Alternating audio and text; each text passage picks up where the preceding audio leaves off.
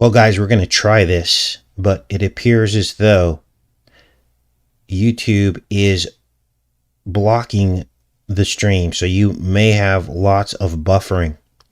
I just ask that you hang in there because this is going to be one of the most important videos that have ever been published on this channel. Now, I wanted to do a dedicated show on this because it deserves your full attention. And also today we're going to be looking at that they put together on the Mr. T arrow symbolism. Now, when I say Mr. T, I'm referring to, of course, the president. Now, I thought that this document that they submitted was really neat. Here I'll pull some images up of it.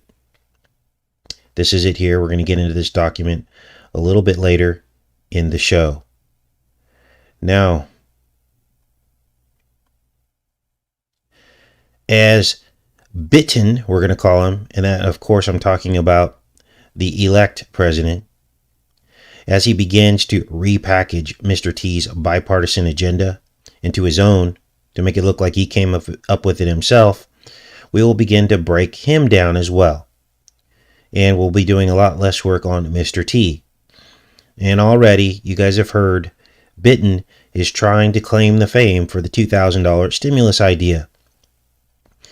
But don't get caught up in the hype of who's taking credit for what, because all of that is part of the Hall of Mirrors. It's part of the matrix to keep you on one side or the other. It's meant to stoke rage and anger toward one side or the other. So don't get caught up in that. Of course, Mr. T came up with it first, and everybody knows that. But by Bitten saying that, this is his idea now, and he's going to push this through, it's just part of the game. It's part of... Now, there was a great film called Oblivion that starred Tom Cruise, and I believe that this is a great example of the right-left paradigm. And what happened was Tom Cruise in the movie Oblivion was told this cover story by his boss, who he only had access to through a monitor, and he had to check in with her every day. And the lie was that the world was to patrol a single sector of the world. That sector was his, it was given to him. He took great pride in his patrol efforts, did exactly what he was, never to go outside of his patrol sector. And his boss controlled him through fear and through the right-left paradigm. And she kept posing these catastrophic scenarios to him if he didn't do his job. It made him believe that the entire world was counting on him to patrol his sector and make sure everything was copacetic. And he got a wife in the deal. He had a bomb apartment in the clouds with his own helipad that he would land his little copter thing on. This is it here. He had everything he wanted, but something was missing, and he knew something was missing, and he began to see these clues that something was not right. So one day he decided to break the rules and go outside of his silo or his sector. And when I talk about a silo, I'm talking about a grain silo, those big towers that they store grain in. And that's a great example of how the right-left paradigm works. Having us stuck in a silo or one mode of thinking, having us stuck in a paradigm that we can't see outside of. We can't see the next silo. It's too... And as Tom Cruise broke the rules and went outside of his silo, he began to find answers. And his clone was doing the exact same thing that Tom Cruise was doing in his sector, following his rules. The only thing that separated the two was their number. Are you starting to see what's happening now? Well, as Tom Cruise starts to figure it all out, they want to take him out because things begin to unravel and their little secret is out. And if all the other clones get wind of what's happening, crashing down. What's the truth in the film? The truth is that aliens, and to continue to harvest the resources like a vampire harvesting the resources off the planet, they had to clone Tom Cruise 1,000 times as the perfect super soldier. And they set him out all across a grid pattern across the world as like a sentry, a guard. And his job was to root out any remaining underground human survivors. They chose him because he looked just like the human survivors. And so this was his job. And so that's us. We are Tom Cruise. We do our jobs. We follow our rules under a false paradigm of fear. We're told a lie that the two sides are at odds with one another at the top, when really the two sides are one. They're putting on a charade to control all of us. Now, today's show will demonstrate the continuity of the lie going back at least to 1939 that we could find, which is the World's Fair. And we're going to demonstrate that everything that Mr. T came to do was planned from the beginning. Now, our journey begins with the 1939 World's Fair. The fair featured the Trilon and Perisphere. Here it is right here. Basically what it was a ball and a needle. Let's go back this way. Let me show you this. The Perisphere was a ball and needle. And that ball and needle was called the Perisphere and the Trilon. The Trilon is a needle, Perisphere. And of course, we then discovered that the Trilon was a real needle. This is it right here from the 1960s. June 1966 to be exact. This is a glass hypo needle. Here are some vintage images of it in the box.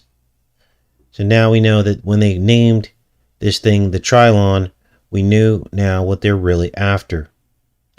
Now I'm going to, just for documentation's sake, got to show documentation, right? Because naysayers will come. This is their job, is to come. I just want you to understand that this is the name of the needle. It's called the Trilon, which is named after a needle. Now, the needle hadn't existed. The hypo needle had not existed when this was built, but later it did confirm it. Let's scroll down here. There were actually publications that named it as well. Search on that, but that's the case. Okay. Oh, here it is right here. Boom. So this is from the cover of a magazine, and there you see the word Trilon. Okay, so now that we got that out of the way,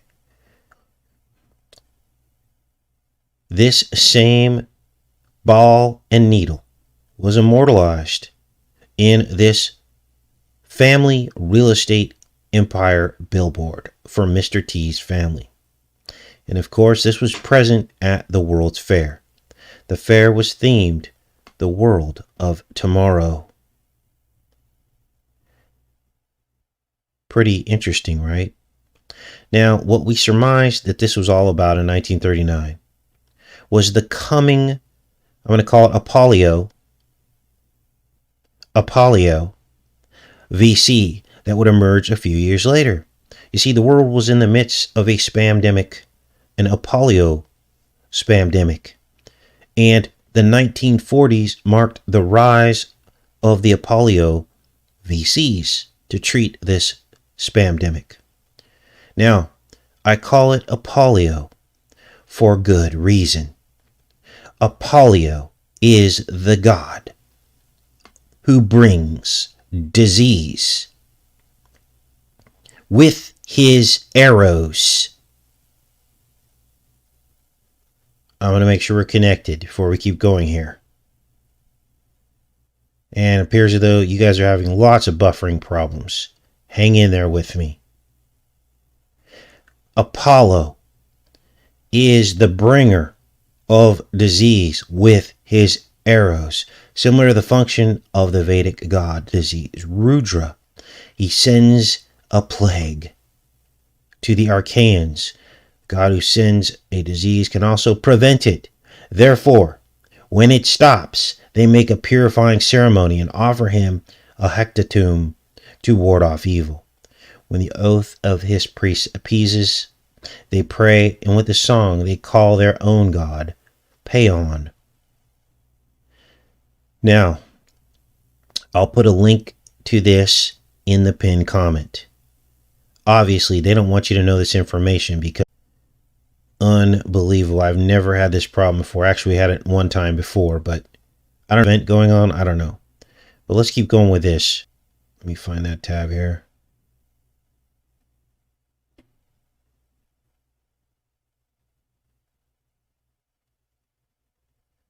Now,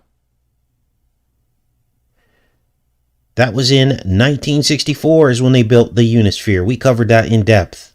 Mr. T then had a third replica of the Perisphere built 20 years ago in front of Columbus Circle T International Hotel.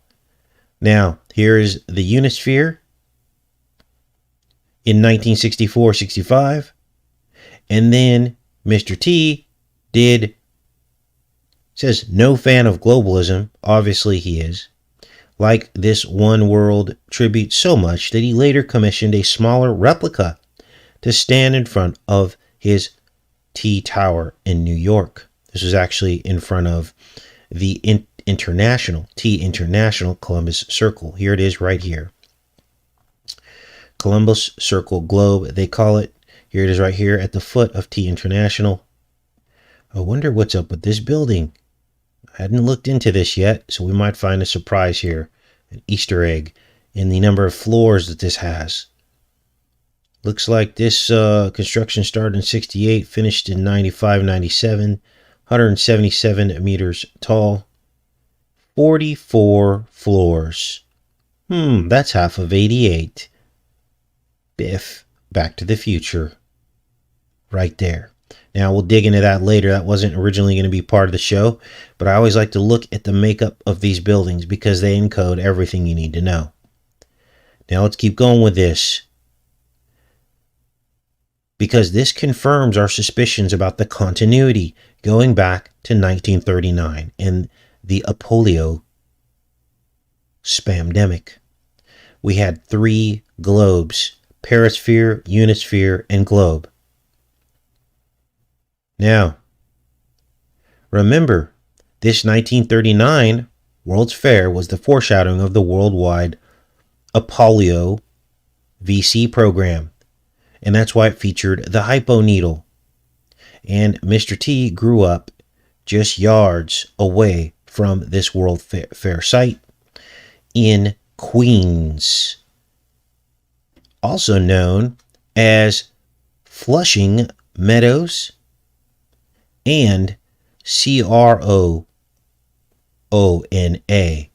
This World Fair happened right before he was born, and this tells me that maybe his father was the origin of all of this to create the venom to pierce America. Now, here's where things get weird, because Mr. T had the Columbus Circle globe, and you're looking at right here, built exactly 33 years after the 1964 World's Fair in 1997. 1997 was when this globe was completed. And that was 33 years after the 1964 World's Fair. And as we said in yesterday's show, the year 1997 that Mr. T commissioned this globe is the HEBREW year, calendar year, 5757. Let's look that up. Now, you're not allowed to say that word on YouTube. This world has gone off the rails. I can't even believe where we've come to where we're spelling words like a child. There it is right there. The books have been burned. So we'll pop off of that.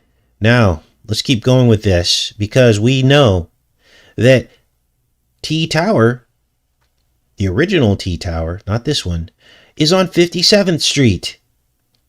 And 57 looks like 5 gee whiz. That's what it is, alphanumerically. Now, we also know that T Tower looks like a cell phone signal bars.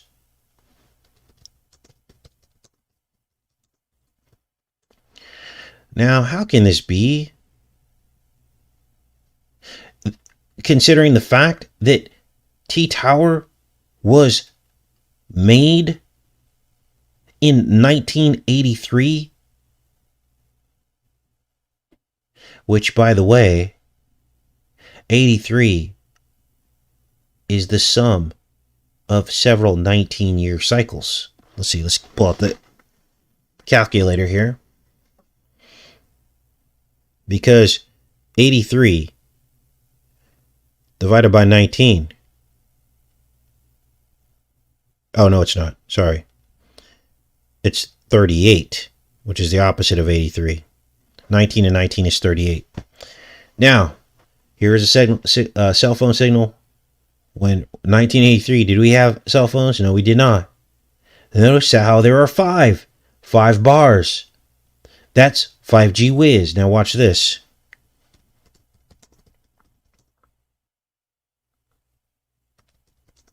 This is the floor plan for T Tower. Where is it? It looks like cell phone signal bars. Oh, it's here.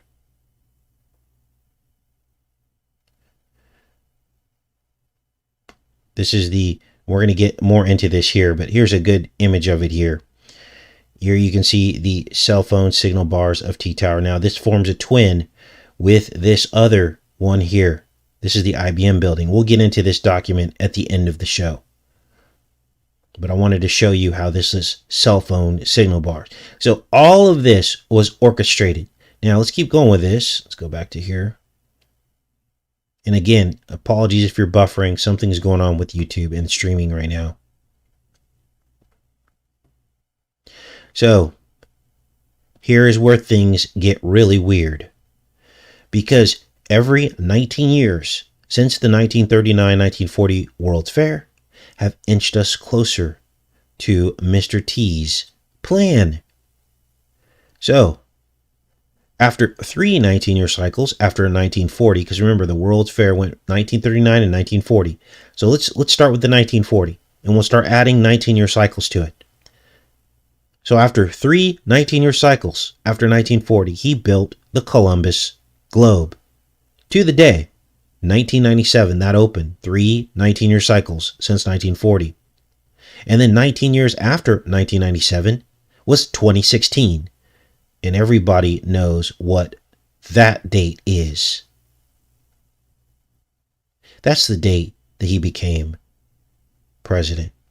Now, if you use the 1939 opening of the World's Fair and you count 19-year cycles, something very bizarre emerges. I'm going to do a visual on this so you can see this here. Let's do calculator. Now, I'm being careful what I say because YouTube is on the prowl right now. Okay, let's start with 1939.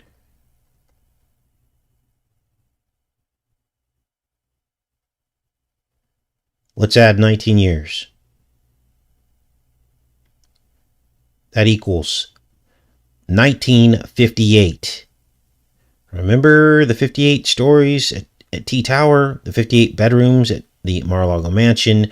He's won the 58th election, the 1958 trackdown episode in which a man named Trump built a WALL, and it goes on and on and on. Quantum Leap episode set in 1958 on T's mother's birthday, in which he appears as a 12-year-old boy.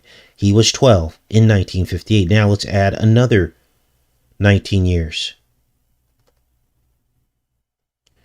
That brings us to another T number, which is 77, 1977. And you guys all know the 77 matrix surrounding him. Now, we're going to get into some of these articles.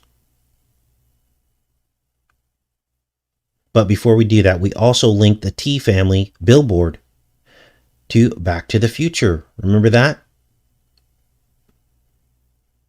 We did this yesterday. So this all connects. Here's a great image of the cell phone signal.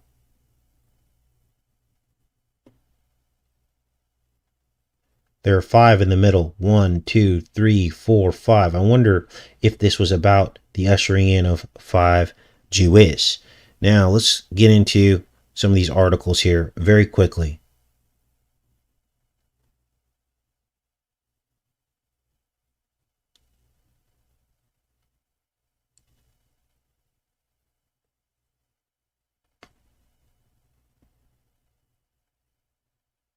Now, this one talks about the T globe, global unity. This was dated 2014. The steel globe located in Manhattan, Columbus Circle, at the intersection of 8th Avenue, Broadway, Central Park, South, Central Park, West, in front of the T International Hotel. It was built in 97, which is what we already covered, during the revamping of the T Tower and something called the Monument, and sometimes called the Monument to the World.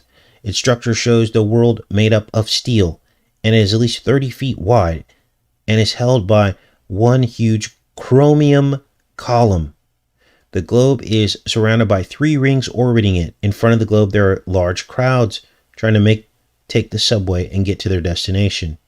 The Unisphere, located at Flushing Meadows, inspired the globe. Because of that, it is a symbol of global interdependence and community. The globe symbolizes the coming together of people from all over the world to achieve a common goal. Is this all sounding familiar? And a share in the common purpose. Its rings memorialize the tracks of Yuri Gagarin, the first man in space, John Glenn, first American in space, and the first communications satellites. Man's ascension into the space was only accomplished through a myriad of collaborative efforts. Of course, we know most of that is a hoax. However, and we know this globe is a hoax too. However, because of its location in NYC, globe takes on a different meaning entirely. Lying at the heart of the city, the monument to the world is representative of NYC itself. Because of its intense diversity, the world that the globe symbolizes can be found within the confines of this great city. Within its boundaries, people from every corner of the globe can be found.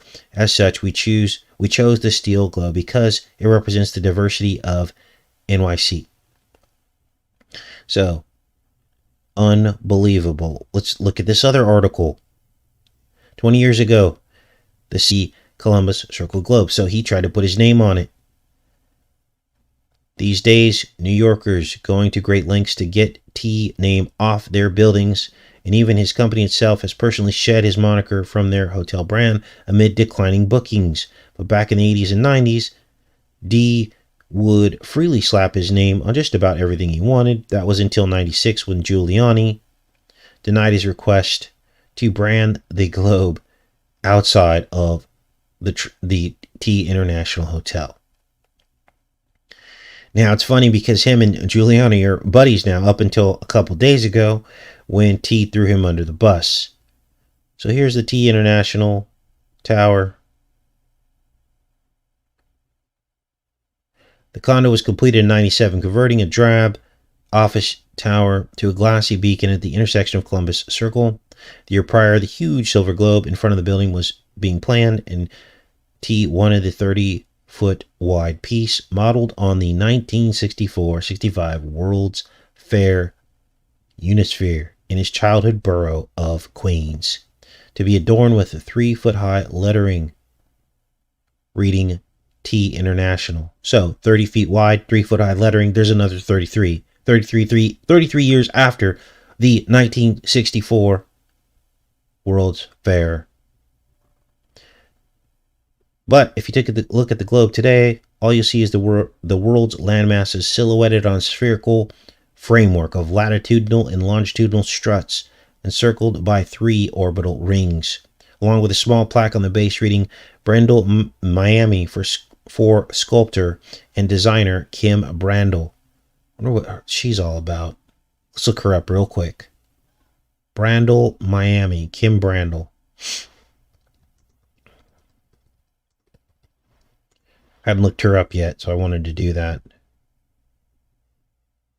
What? Sometimes they have things encoded in their birthdays. Brandel Burms. Okay, well, it doesn't look like she has a Wikipedia page, so we'll keep going with this. So, but when it came to NYC version, Richard Barth, then director of city planning, and Douglas Woodward, who's working on the redevelopment of Columbus Circle, wrote to the department that there is no question that the globe with lettering is a sign and is not a permitted obstruction. The T organization name on the front of this. Again, another article. This is New York Times.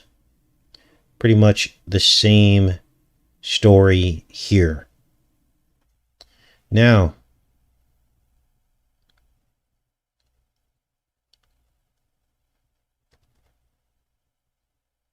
here's where things get even more creepy.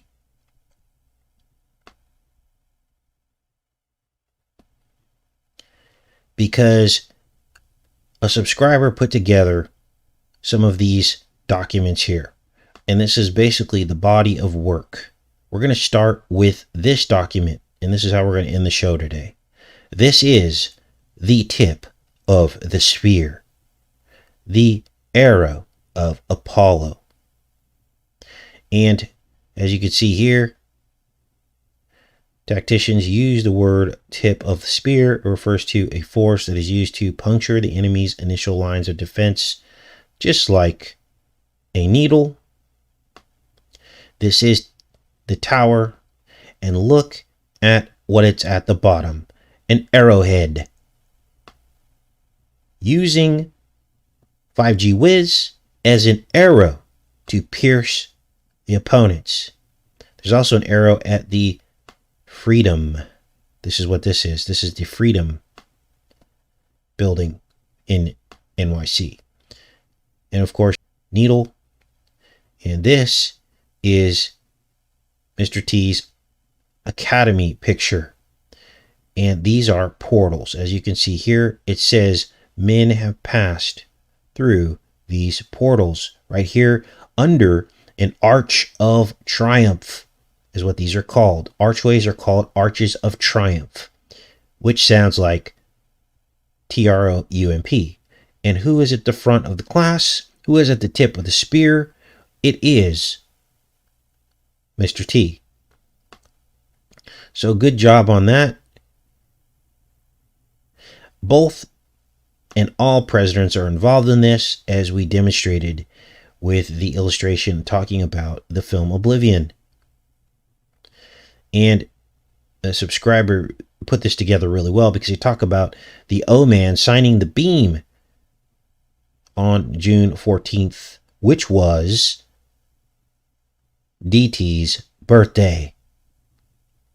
O-Man signed the beam for the giant needle in the sky in Lower Manhattan, the Freedom building, on June 14th, which was the Don's birthday. Great job on that. Now let's look at this other one here. This also demonstrates the Serpent Man. Now that we also realize that the Apollo's arrow was really the serpent coming out of the chest. And so what this is the IBM building, which forms a twin pair, which looks a lot like the Superman logo. And Let's see here. A lot of good stuff here. I'd like you to go ahead and post this on the Facebook group if you can find a way to do that. Here's the pair of buildings right here. And this is the IBM building. This is the T-Man Tower. And they are connected by an atrium together. They share an atrium. You can walk right across from one to the other. And we won't get into all that, but you guys could see that for yourself. Now, we're going to end the show with this. And I hope you're sitting down, because this brings us all full circle. The arrow of Apollo brings disease, and then he cures it. And now this billboard makes all the sense in the world.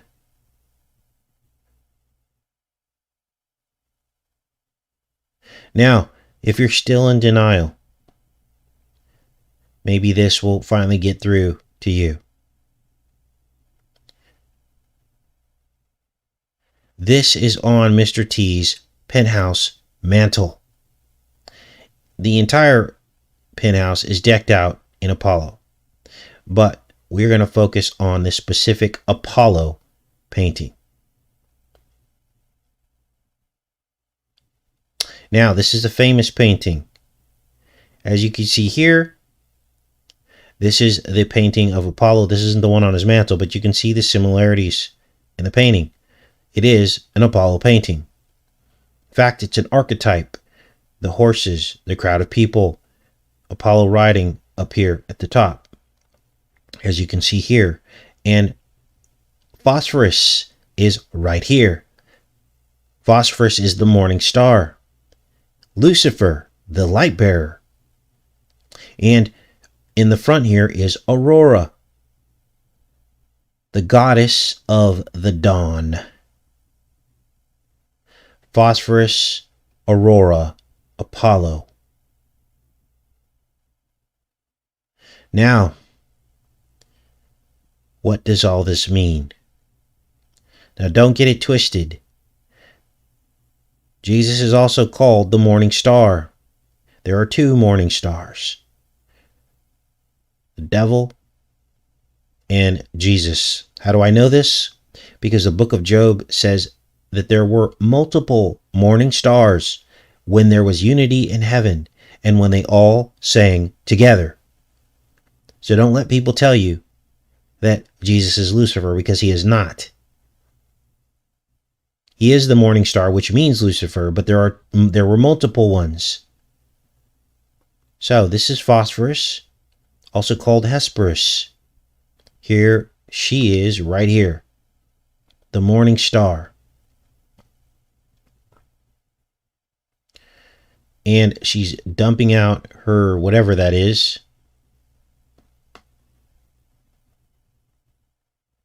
onto the earth. Hesperus, the dawn bringer, but also Aurora is the dawn as well.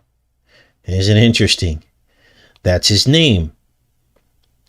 So when we look at all of this together, when we put together all the pieces, what it appears to me is that Apollo brought the illness and also the cure. Now, I don't know what his role is. I believe that the cure is the illness. That's what I believe is what's happening here. And Apollo has a spirit. Let's go back in here and see how many of us were buffering. I don't know what's going on with YouTube, but that was the show I wanted to put together for you guys today. I'll put links to this in the pinned comment. Whoever sent me those, find a way to upload PDF versions of that to the Facebook group so everyone else can read them as well. Let's go into the chat. It looks like a lot of you were able to stay on. And again, apologies for the... This is unbelievable. Now, to this day, I still get people asking me if I'm a Democrat. Say it any more clearly than I need to be saying it.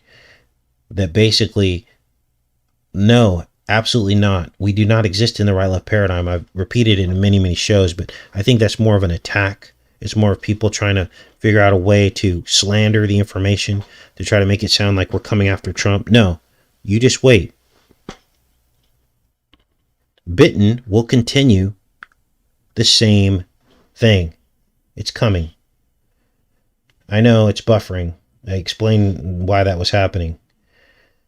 Okay, so I'm going to end the show here because obviously we're having a lot of problems. Hopefully things are better tomorrow. I have a feeling that going into this, christening in of Bitten, that this is only going to get worse. And this may be the shape of things to come. This could be a regular thing as they try to silence us revealing to the world what is really going on, and both sides are working together. Now, tomorrow's show, we will talk about the shame ritual that is happening right now. Everybody that put on a t-shirt and a hat have now become targets of the shame ritual that will begin to slowly root out every single person with conservative and moral values. It's coming and it's happening right now, and Mr. T won't do a thing about it because the whole thing was a setup. It was the duck call to draw you out of the woods, and it worked. And you wore the hat, and you wore the t-shirts, and you wore all the merchandise. While he was making millions off of that, he was marking you for later problems.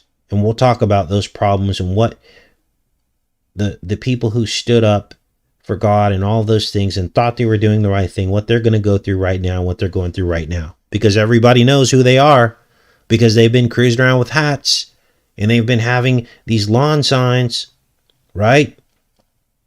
So it's coming. They're going to come for you. And the left won't do anything about it. That's what's happening now. Circle the wagons. And you're going to see mass exoduses happening. Mass exodus. You're going to see right-leaning people leaving places en masse to go down to more conservative states, southern states, breadbasket states. You're going to see this. It's going to happen right now. You're going to see a huge shift as people begin to come under what I refer to as a reverse discrimination. This is what's going to happen to these people. And my heart goes out to you because you were tricked. You took the bait. You were tricked. And I'm sorry that happened to you. But now you got to realize what happened and tear off all that stuff. And because there's nothing behind it anymore. What use is it to you now? A relic? Stick it up in your attic or your basement. And it's time to understand what we're up against.